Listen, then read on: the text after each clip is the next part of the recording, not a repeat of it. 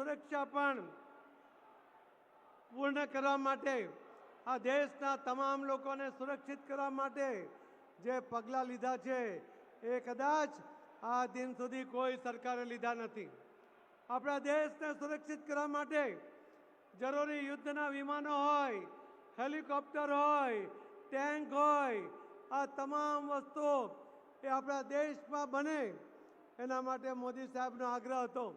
અને એના કારણે આપણા દેશના યુવાનોને રોજગારી તો મળે જ, પણ યુદ્ધના સમયે બીજા દેશો ઉપર આપણે આધાર રાખીએ અને ત્યારે જો આપણને પૂરતા શસ્ત્રો કે દારૂગોળો ના મળે તો આપણો દેશ મુશ્કેલીમાં આવે. એના માટે મોદી સાહેબે આપણા દેશમાં આ શસ્ત્રોનું ઉત્પાદન કર્યું છે. મોદી સાહેબે દરેક ક્ષેત્રની અંદર જે રીતે કામ કરે છે આપ સૌને વિદિત છે. પણ ડબલ એન્જિનની સરકાર જે વારંવાર આપણે વાત કરતા હોઈએ છીએ ત્યારે આપણા વિસ્તારની અંદર 20 વર્ષથી જે સિવિલ હોસ્પિટલનો પ્રશ્ન હતો એ આપણા આદરણીય મુખ્યમંત્રી શ્રી ભૂપેન્દ્રભાઈ પટેલ એમની સરકારમાં એ પૂર્ણ થયો છે.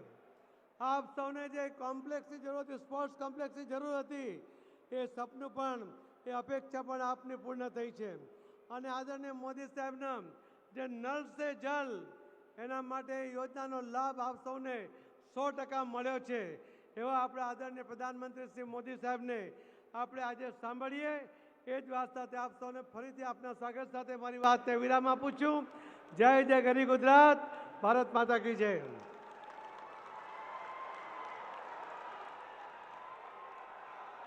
ખૂબ ખૂબ આભાર માનનીય શ્રી સી આર પાટીલ સાહેબ.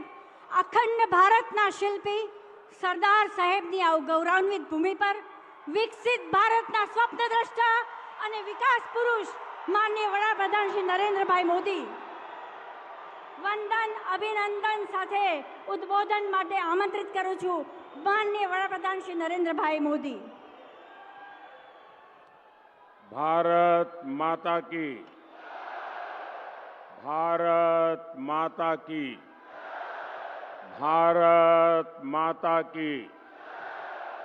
આજે નાના નાના ટાબરિયાઓને ફોટા લઈને ઊભા કર્યા જ બધાને બેસાડો. છોકરાઓને હેરાન ના કરો ભાઈ, બાળકોને હેરાન ના કરો, એમને શાંતિથી બધું સાંભળવા દો, જોવા દો. भारत माता की, भारत माता की. હું ગુજરાતમાં ઘણા વર્ષો સુધી અહીંયા મુખ્યમંત્રી તરીકે આપની સેવા કરતો રહ્યો. એ પહેલા પણ પાર્ટીના સંગઠન કામ માટે ગુજરાતમાં અનેક વર્ષો સુધી કામ કરતો રહ્યો. મેં ગુજરાતમાં ચૂંટણીઓ લડાવી પણ ખરી અને ચૂંટણીઓ લડી પણ ખરી.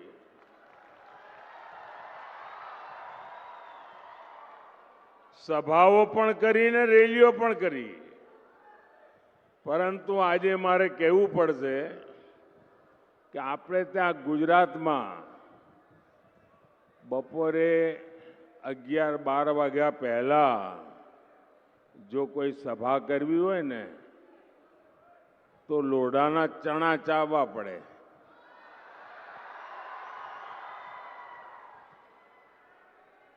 બધા એમ કે હાજે જરા ઠંડક થાય ત્યારે રાખજો ને. મારા માટે આજે અચરજ છે. આણંદનું આ વિરાટ કેસરિયા સાગર, મને લાગે છે આણંદે આજે બધા જ રેકોર્ડ તોડ્યા છે. અને આ ચૂંટણીમાં પણ આણંદ અને ખેડા બધા રેકોર્ડ તોડશે.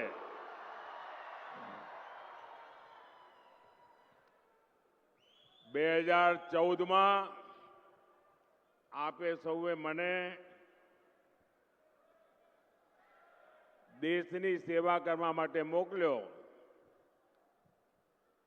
અને તમે જે મને શિક્ષણ આપ્યું,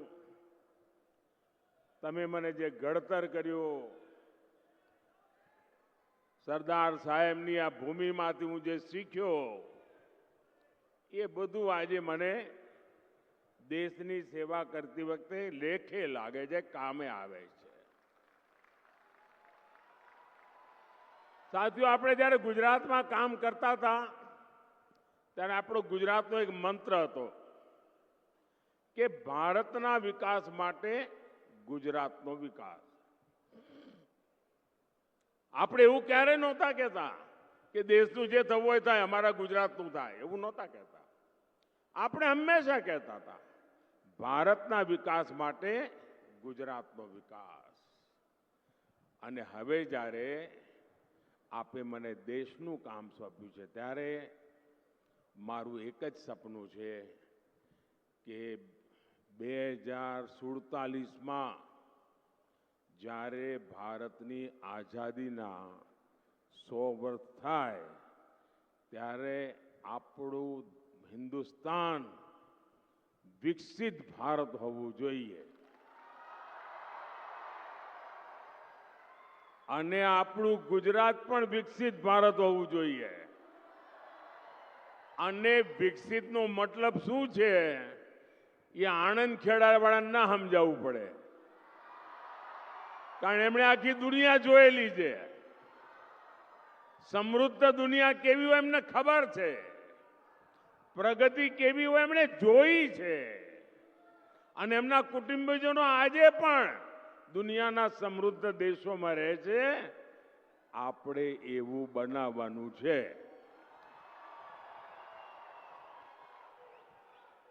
અને એના માટે મારી પળે પળ આપના માટે,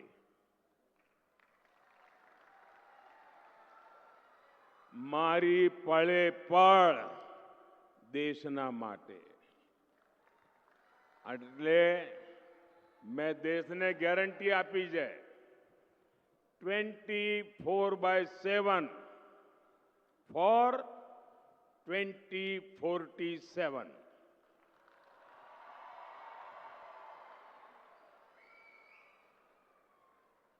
અને આ મહાન કામ માટે 140 કરોડ દેશવાસીઓના સપના પૂરા કરવા માટે મને આપના આશીર્વાદ જોઈએ.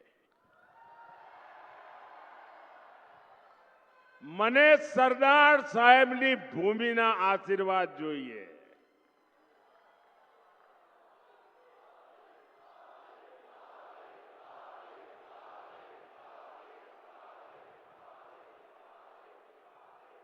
આખા દેશમાંથી આશીર્વાદ મળે, પણ જ્યારે સરદાર સાહેબની ભૂમિના આશીર્વાદ મળે ને તો એને 4 ચાંદ લાગી જાય. અને એટલા માટે હું આજે ગુજરાતની ધરતી પાસે આશીર્વાદ માંગવા માટે આવ્યો છું. અહીંયા મારી ઓળખાણમાં કહેવામાં આવ્યું કે હવે પીએમ સાહેબ બોલશે. કેવું આમ અતડું લાગે. આમ આપણા કાનમાં શબ્દો જ ના ઘૂસે. આમ આપણે કહીએ પીએમ સાહેબ એટલે એમ જોવું પડે કોણ, અને એમ કહે નરેન્દ્રભાઈ.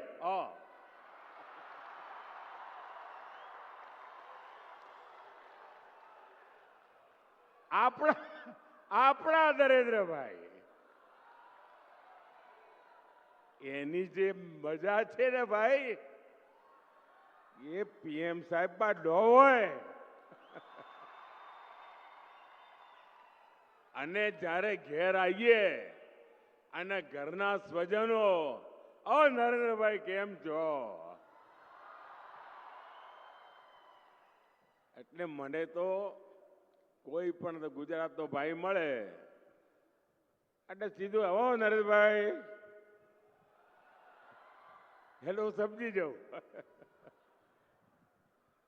દુનિયાના કોઈ પણ દેશમાં જાઉં એટલે એકાદ તો બળે જ. પણ ભાઈઓ બહેનો, તમારો આ પ્રેમ, તમારા આશીર્વાદ એ ખરેખર મારા જીવનની મોટી મૂડી છે. भाइयों और बहनों, देश ने 60 साल तक कांग्रेस का राज देखा है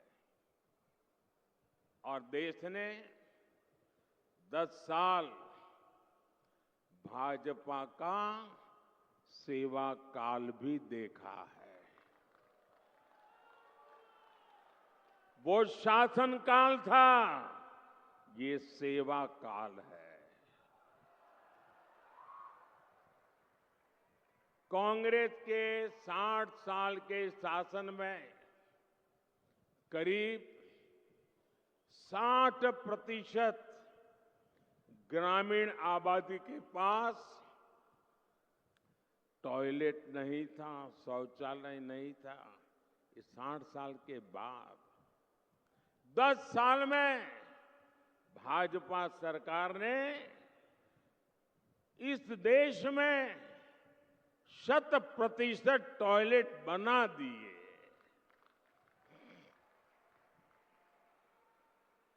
60 साल में कांग्रेस देश में सिर्फ 3 करोड़ ग्रामीण घरों तक ही नल से जल की सुविधा पहुंचा पाई.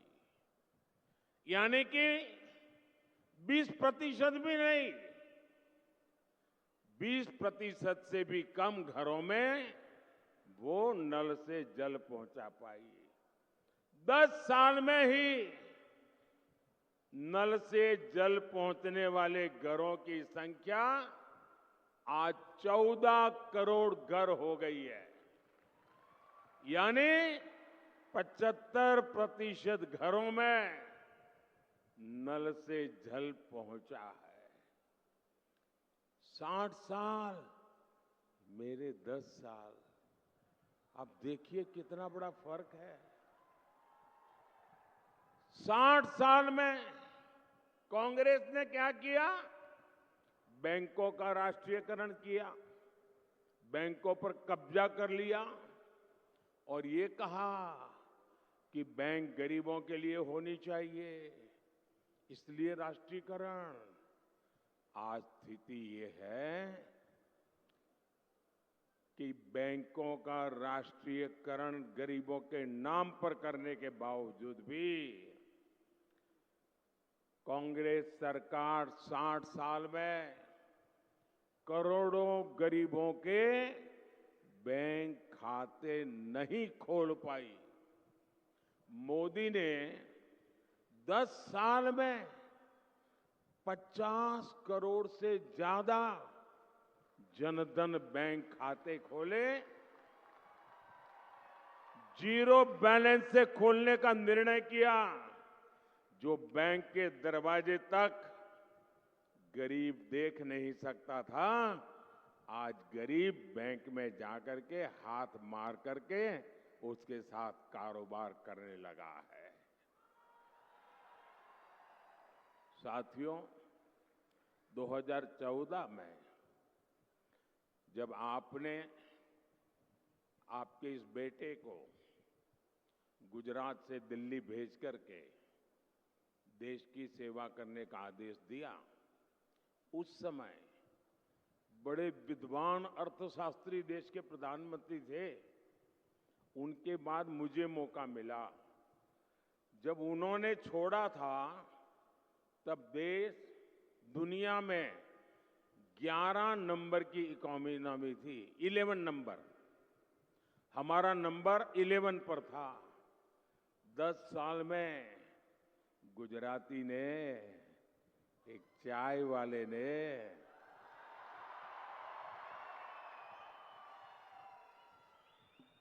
देश की इकोनॉमी को 11 नंबर से 5 नंबर पर पहुंचा दिया. कांग्रेस के चलते दशकों तक देश के संविधान के साथ भांति भांति के खिलवाड़ हुए। आप चौंक जाएंगे भाइयों बहनों, सरदार साहब जल्दी चले गए, उसके कारण देश को बहुत नुकसान हुआ है। और मेरे मन में कसक है कि सरदार साहब के सपने भी पूरे करने की कोशिश करो।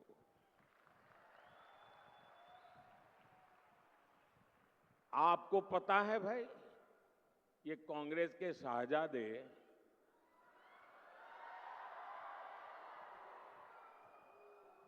माथे पर संविधान रख करके नाच रहे हैं आज फिर, देखा होगा आपने। लेकिन जरा कांग्रेस मुझे जवाब दे, जिस संविधान को आज माथे पर रख करके नाच रहे हो, क्या इस देश में 75 साल तक हिंदुस्तान के सभी हिस्सों पर ये संविधान लागू नहीं होता था? मोदी के आने के पहले इस देश में 2 संविधान चलते थे, 2 झंडे चलते थे, 2 प्रधानमंत्री थे। ये संविधान माथे पर लेकर के नाचने वाले शाहजादे आपकी पार्टी कांग्रेस ने, आपके परिवारजनों ने देश में संविधान लागू नहीं होने दिया था। कश्मीर में हिंदुस्तान का संविधान लागू नहीं होता था। धारा 370 दीवार बन के बैठी थी। ये सरदार पटेल की भूमि से आए हुए बेटे ने उस 370 को भी जमींदोज कर दिया, और सरदार साहब को सबसे बड़ी श्रद्धांजलि मैंने दी है।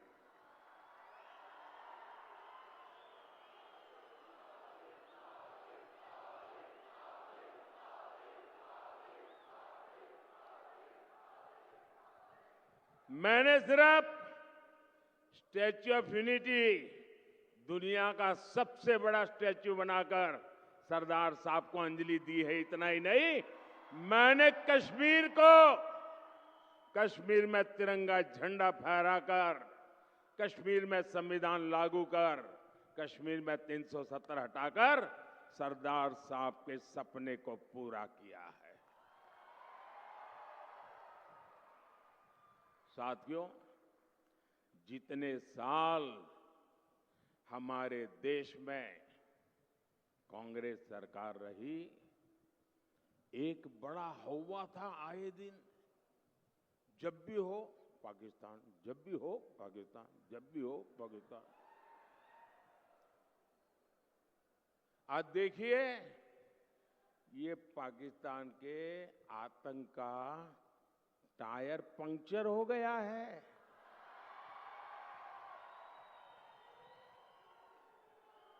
जो देश कभी आतंकी एक्सपोर्ट करता था, वो आटे के इंपोर्ट के लिए दर दर भटक रहा है। जिसके हाथ में कभी बम गोला था, उसके हाथ में आज भीख का कटोरा है।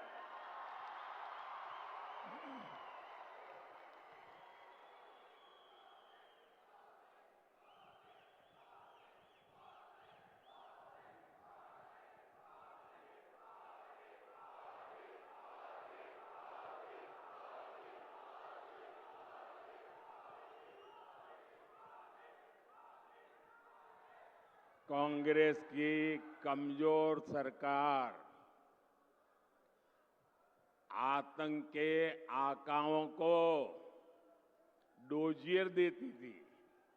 डोजियर का मतलब है फाइल पे सारी जानकारियां इकट्ठी कर करके वो देते थे कि तुम्हारे लोग आए थे, ये उनकी फोटो है, यहां बम फोड़ के चले गए।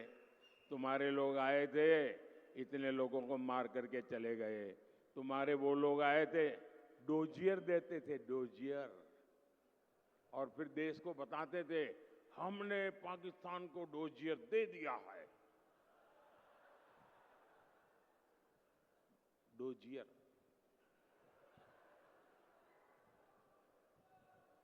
और मोदी की मजबूत सरकार देखिए, डोजियर बोजियर में टाइम खराब नहीं करते।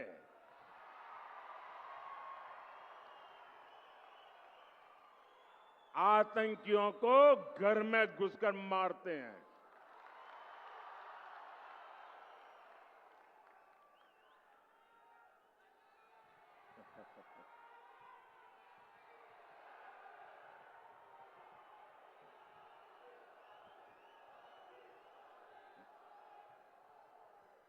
और साथियों, संयोग देखिए, आज जब भारत में कांग्रेस कमजोर हो रही है, यानी सूक्ष्मदर्शक यंत्र लेकर के भी कांग्रेस को ढूंढना मुश्किल हो रहा है। लेकिन मजा ये है कि यहां कांग्रेस मर रही है और वहां पाकिस्तान रो रहा है।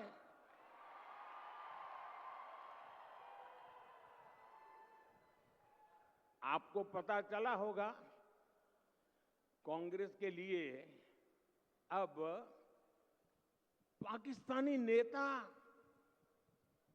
दुआ कर रहे हैं। शहजादे को प्रधानमंत्री बनाने के लिए पाकिस्तान उतावला है। आपने कल देखा होगा। और हम तो जानते ही है, कांग्रेस तो पाकिस्तान की मुरीदी है। पाकिस्तान और कांग्रेस की ये पार्टनरशिप अब पूरी तरह एक्सपोज हो गई है। भाइयों और बहनों, देश के दुश्मनों को आज भारत में मजबूत सरकार नहीं चाहिए, उनको कमजोर सरकार चाहिए। और ऐसी कमजोर सरकार जो मुंबई में 26/11 को आतंकी के हमले के समय थी ना, वैसी कमजोर डोजियर भेजने वाली, देश के दुश्मनों को वैसी ही करप्ट सरकार चाहिए जो 2014 से पहले थी। देश के दुश्मनों को वैसी ही अस्थिर सरकार चाहिए जो 2014 से पहले देश में थी। मोदी की मजबूत सरकार न झुकती है और न ही रुकती है। और तभी आज दुनिया कह रही है, दुनिया के विकास को भारत ही गति दे सकता है। भारत पूरी दुनिया के लिए ब्राइट स्पॉट है। दुनिया में झगड़े होते हैं तो भारत को विश्व बंधु के तौर पर झगड़ा सुलझाने वाले देश के तौर पर देखा जाता है। कहीं युद्ध होता है, अभी आपने देखा होगा रशिया और यूक्रेन के बीच लड़ाई चल रही थी। दुनिया के अनेक देशों के लोग वहां फंसे हुए थे, वो वहां से बाहर निकलना चाहते थे और वहां एक ही पासपोर्ट चलता था। दुनिया के किसी भी देश के नागरिक को वो बम गोले के बीच से निकलना हो यूक्रेन में से, तो एक ही पासपोर्ट चलता था, और वो पासपोर्ट था मेरे देश का तिरंगा झंडा। पाकिस्तान के लोग भी तिरंगा झंडा दिखाते थे तो वहां की सेना जाने देती थी। आपने यूक्रेन में देखा है, युद्ध के समय जो बच्चे थे वहां, सबने महसूस किया कि भारत के तिरंगे की ताकत क्या बड़ी है। भारत, आप में से तो आए दिन लोग विदेश जाते हैं, आपने देखा होगा आज हिंदुस्तान के पासपोर्ट की ताकत क्या है। हाँ। ये होती है देश की साख। मुझे बताइए मेरे आनंद खेड़ा के भाई बहन, क्या आपको देश की ये मजबूती खबर मिलती है, गर्व होता है कि नहीं होता है? दुनिया गर्व करती है तो आपको गर्व होता है कि नहीं है?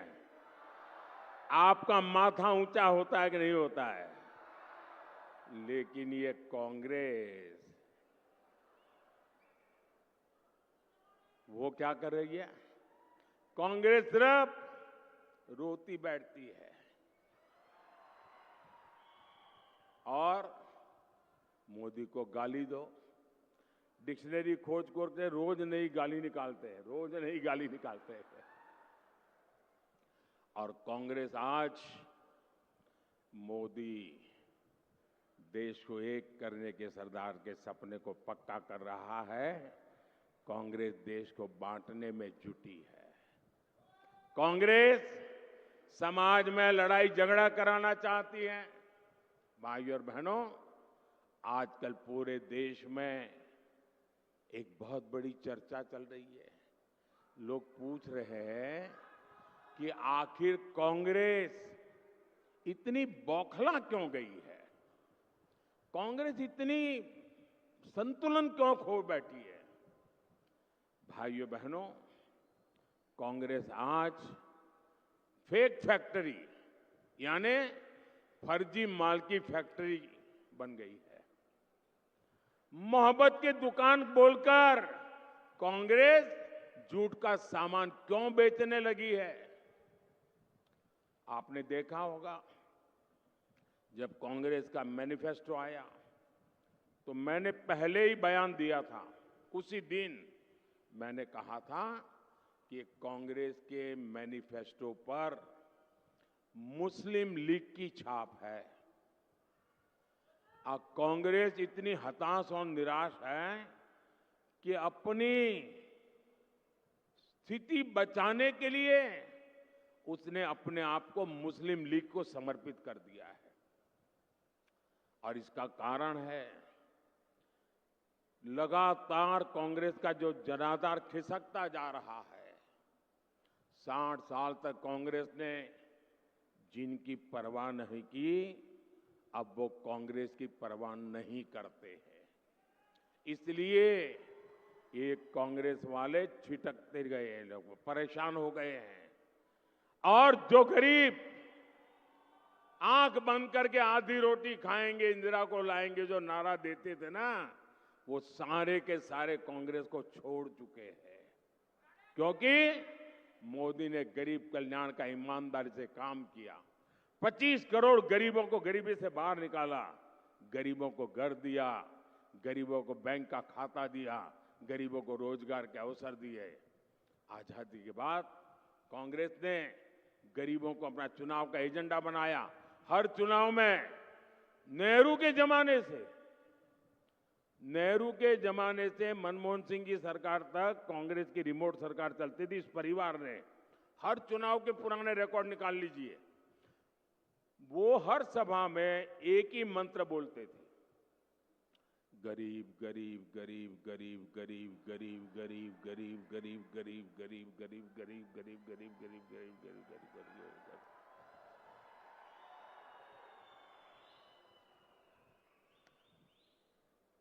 यही उनका खेल चलता था।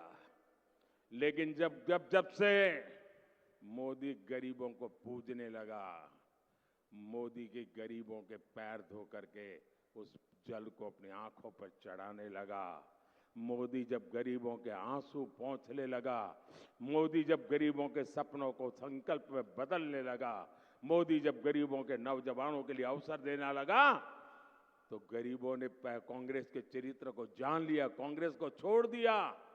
अब कांग्रेस निराश्रित हो गई है। आज जब गरीब को पक्का घर मिल रहा है, और जब पक्का घर मिलता है ना गरीब को, तो चार दीवारें नहीं मिलती है। मोदी जब गरीब को पक्का घर देता है, तब सिर्फ चार दीवारें नहीं देता है। मोदी जब गरीब को पक्का घर देता है, तब एक नया जीवन देता है। जब मोदी गरीब को घर देता है, तब नए सपने बुनता है। जब मोदी गरीब को घर देता है, तब उसे हकीकत बना करके देता है। जब मोदी को गरीब को घर देता है, तब उसके अरमान जगा देता है। जब मोदी गरीब को घर देता है, तब उसके सपनों को नया आशियाना देता है। जब मोदी गरीब को घर देता है, तब उसके सपनों को नई उड़ान देता है, उनके अवसरों के लिए नई ऊंचाई देता है। और तब जाकर के पीढ़ियों के बाद एक गरीब अपना ठिकाना प्राप्त कर पाया है, उसको एक एड्रेस मिला है दोस्तों। और उस एड्रेस पर गरीब ने उस एड्रेस पर मोदी का नाम लिख दिया है दोस्तों।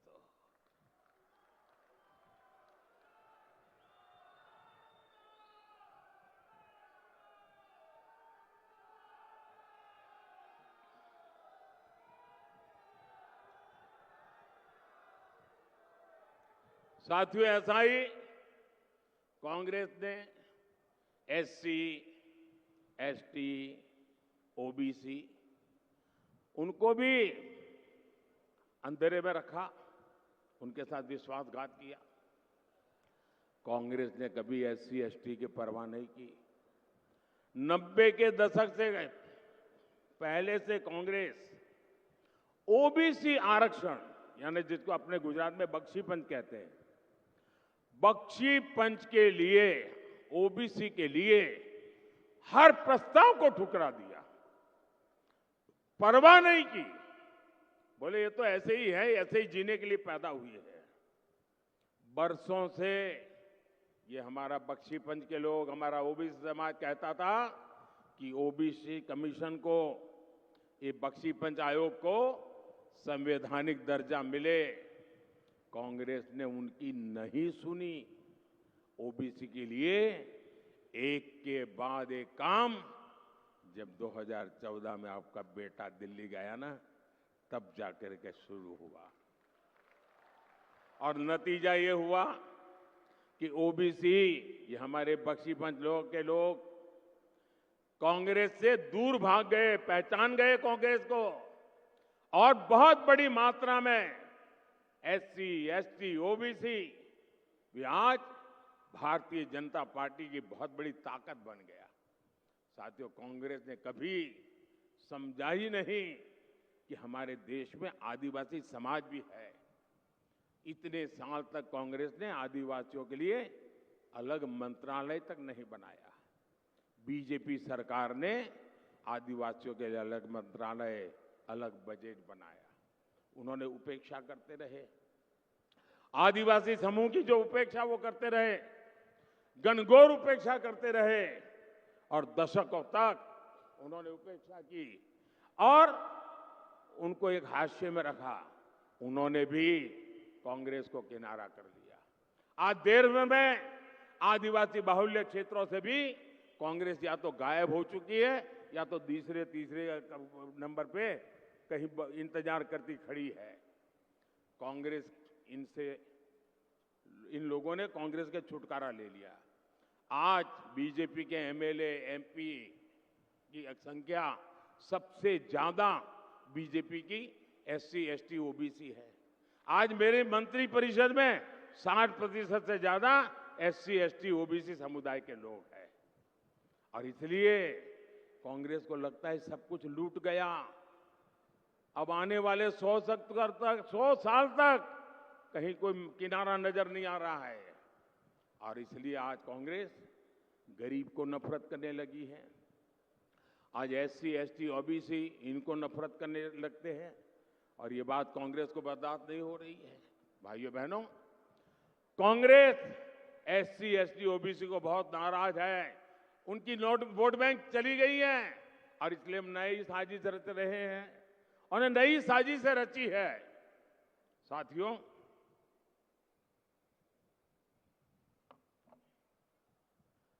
आप सब जानते हैं कि दशकों से कांग्रेस का सबसे बड़ा वोट बैंक माइनॉरिटी का रहा है और उसमें भी मुसलमान। इस वोट बैंक को उन्होंने बहुत पाला पोसा है, बहुत खातिरदारी की है। बीते दशकों में क्षेत्रीय दलों ने कांग्रेस के इस वोट बैंक में भी सेंधमारी कर दी। जो प्रादेशिक पक्ष है ना, उन्होंने उसमें से क्योंकि कांग्रेस 10 बोलती थी, वो 20 बोलते थे। कांग्रेस 25 बोलती थी, 50। उनको पता चल गया है कि कांग्रेस को मारने का यही तरीका है। तो जो प्रादेशिक पक्ष पैदा हुए उसमें से बहुत सारे उन्होंने कांग्रेस को जो मोनोपोली थी माइनॉरिटी की, उस पर भी डाका डाल दिया। इसलिए अब कांग्रेस नई नीति रणनीति बना रही है। जब कांग्रेस सत्ता या विपक्ष में, वहां माइनॉरिटी के वोट बैंक को साथ रखने के लिए तुष्टीकरण में और तेजी से आगे बढ़ रही है। कांग्रेस ने अल्पसंख्यकों को अपने साथ रखने के लिए OBC और दलितों के आरक्षण का कोटा मुसलमानों को देना तय किया है। इसके लिए कांग्रेस पार्टी संविधान बदलना चाहती है। कांग्रेस चाहती है कि SC, ST, OBC के उनके हक का जो आरक्षण है वो अपने खास वोट बैंक को दे सके। कांग्रेस की इस साजिश के बारे में पहले ना कांग्रेस के दरबारी कुछ कहते थे और ना ही उनके लोग। 24 के चुनाव में मोदी ने कांग्रेस की ये सारी साजिश देश के सामने रख दी है। इसलिए कांग्रेस और उसके दरबारी मोदी से इतना गुस्से में है।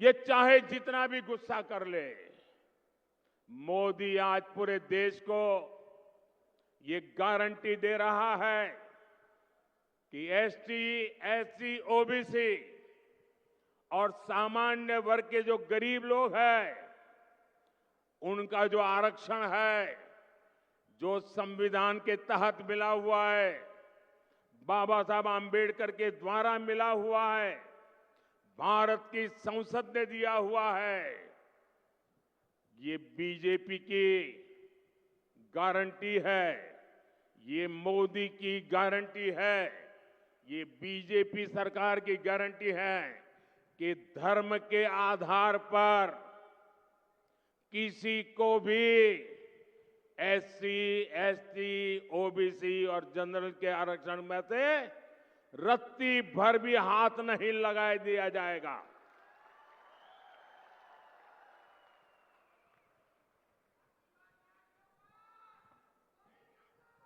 मैं जरा आज सरदार साहब की भूमि से इस शाही परिवार को चुनौती देता हूं। सरदार साहब ने जिंदगी दी थी, अब मैं उनका स्मरण करके दे रहा हूं। मैं सरदार साहब की भूमि से शाही परिवार के शाहजादों को चुनौती देता हूं। मैं सरदार साहब की भूमि से पूरी कांग्रेस को और उनके चट्टे बट्टों को चुनौती देता हूं। मैं उनकी पूरी इकोसिस्टम को चुनौती देता हूं। और मेरी 3 चुनौतियां हैं और मैं मीडिया को भी चुनौती देता हूं। जिन शब्दों में मैं कह रहा हूं, उस शब्दों में छाप करके दिखाइए।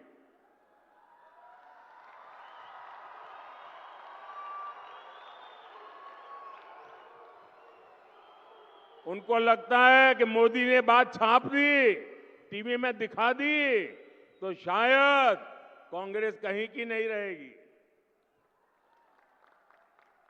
मेरी 3 चुनौतियां हैं कांग्रेस और कांग्रेस के पूरे इकोसिस्टम को। पहली चुनौती, कांग्रेस और उनके चट्टे बट्टे देश को लिखित में गारंटी दें कि वो संविधान बदलकर धर्म के आधार पर मुसलमानों को आरक्षण नहीं देंगी, देश को बांटने का काम नहीं करेगी।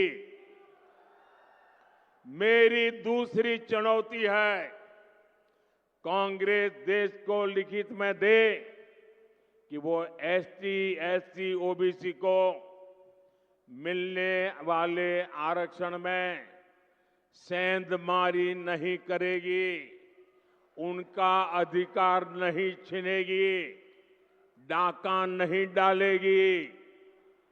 मेरी तीसरी चुनौती है, कांग्रेस देश को लिखित में गारंटी दे कि जिन जिन राज्यों में कांग्रेस की और उसके साथियों की सरकार है, वो कभी भी वोट बैंक की गंदी राजनीति नहीं करेंगे, वो बैकडोर से ओबीसी का कोटा काटकर मुसलमानों को आरक्षण नहीं देंगी।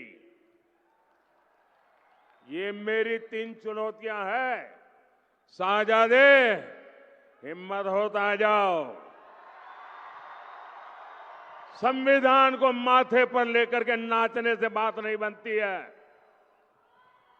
संविधान के लिए जीना, संविधान के लिए मरना, ये सीखना है तो मोदी के पास आओ।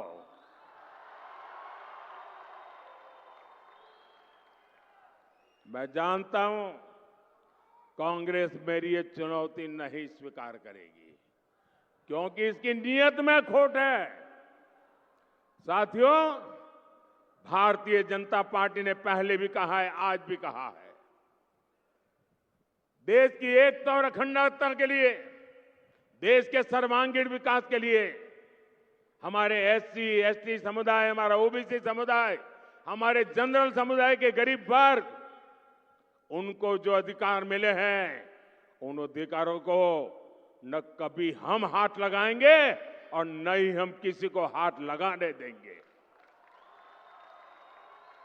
साथियों, इंडी गठबंधन की एक और रणनीति की पोल उसके ही नेता ने देश के सामने खोल दी है। अब इंडी गठबंधन ने मुसलमानों से वोट जिहाद करने को कहा है। अब बताइए, हमने लव जिहाद सुना था, लैंड जिहाद सुना था, और वोट जिहाद, और वो भी पढ़े लिखे मुसलमान के परिवार से बात आई है। सामान्य मदरसा से निकले हुए किसी बच्चे ने नहीं कहा है। हाईली क्वालिफाइड फैमिली और कांग्रेस के वरिष्ठ पद पर बैठे हुए परिवार, ये मुसलमान परिवार ने कहा है, नारा दिया है, वोट जिहाद करो। आप जानते हैं ना जिहाद का मतलब क्या होता है? जिहाद किसके खिलाफ किया जाता है? इंडी गठबंधन का साफ कहना है कि सारे मुसलमानों को एकजुट होकर वोट देना चाहिए। इंडी गठबंधन ने लोकतंत्र के उत्सव में वोट जिहाद की बात करके लोकतंत्र का भी अपमान किया है, संविधान का भी अपमान किया है।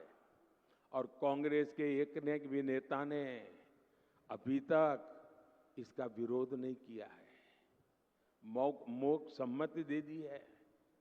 ये वोट जिहाद की बात भी कांग्रेस की तुष्टीकरण की नीति को ही आगे बढ़ाती है। एक तरफ इंडी गठबंधन एसटी, एससी, ओबीसी सामान्य वर्ग को बांटने में जुटा है और दूसरी तरफ वोट जिहाद का नारा लगा रहा है। आज समझ सकते हैं कि इंडी गठबंधन के इरादे कितने खतरनाक हैं। साथियों, मैं बहुत लंबा बोल गया। भाई मारे आज 4 સભાઓ કરીને રાત્રે કલકત્તા પહોંચવાનું છે। અહીંથી સુરેન્દ્રનગર, જુનાગઢ, જામનગર ને ત્યાંથી કલકત્તા. આટલું પૂરતું છે ને? હવે વિજય પાક્કો ને? વધુમાં વધુ મતદાન થશે ને? મતદાનના જૂના રેકોર્ડ તોડીશું. ગમે તેટલી ગરમી હોય તો એ તોડીશું. 7મી મે હવે 5 જ દાડા બાકી રહ્યા છે ને ભાઈ. હવે આ 5 દાડા તો પૂરી તાકાત લગાવવી પડે હો. સમાજના બધા વર્ગોને જોડે લઈને આપણે આ વખતે ગુજરાતમાંથી બધી લોકસભાની સીટો તો મોકલવાની જ છે. અને મને ખાતરી છે કે તમારો દીકરો ત્યાં બેઠો હોય અને તમે કમળ ના ચડાવે એવું બને કાંઈ? અને મને તો કોઈએ કહ્યું સાહેબ ગુજરાતમાં તો તમે પ્રચાર માટે ના આવો, પણ હું પ્રચાર કરવા આવ્યો જ નથી. હું તો તમારા દર્શન કરવા આવ્યો છું, તમારા આશીર્વાદ લેવા આવ્યો છું. અને તમારા બધાનો ઉત્સાહ જોવો ને મને ઉર્જા મળે એટલા માટે આવ્યો છું. પણ આપણે બધા પોલિંગ બૂથ જીતવા છે ભાઈ. જીતીશું. અને મારો તો આગ્રહ છે કે સવારમાં દરેક પંચના પ્રમુખ 25-25, 30-30 વોટરનું થાળી વગાડતા વગાડતા ગીત ગાતા ગાતા લોકશાહીનો ઉત્સવ મનાવતા મનાવતા વોટ આપવા જાય. લોકશાહીનો ઉત્સવ હોવો જોઈએ. ખાલી પોલિંગ બૂથ પાસે ફુગ્ગા લાગે એવું નહીં. આખા પોલિંગ બૂથના બધા ઘરોમાં ઉત્સવનું વાતાવરણ હોય ભાઈ. લોકશાહી છે અને દીકરો આપણો ત્યાં બેઠો છે ભાઈ. તો ગુજરાતે તો જબરદસ્ત ઉત્સવ મનાવવો જોઈએ. ગમે તેટલી ગરમી હોય, રજાઓનો ઢગલો હોય સામે, તો પણ પહેલું કામ મતદાન, પછી જલપાન. આપણા ત્યાં આણંદમાંથી અમારા સાથી ભાઈ મિતેશ પટેલ અને ખેડાથી અમારા સાથી ભાઈ દેવુસિંહ ચૌહાણ અને ખંભાત વિધાનસભામાં ભાઈ ચિરાગ પટેલ, આ અમારા ત્રણેય સાથીઓને આપ વિજયી બનાવો. મારી સાથે બોલો, ભારત માતા કી, ભારત માતા કી, ભારત માતા કી. જય સરદાર, જય સરદાર, જય સરદાર.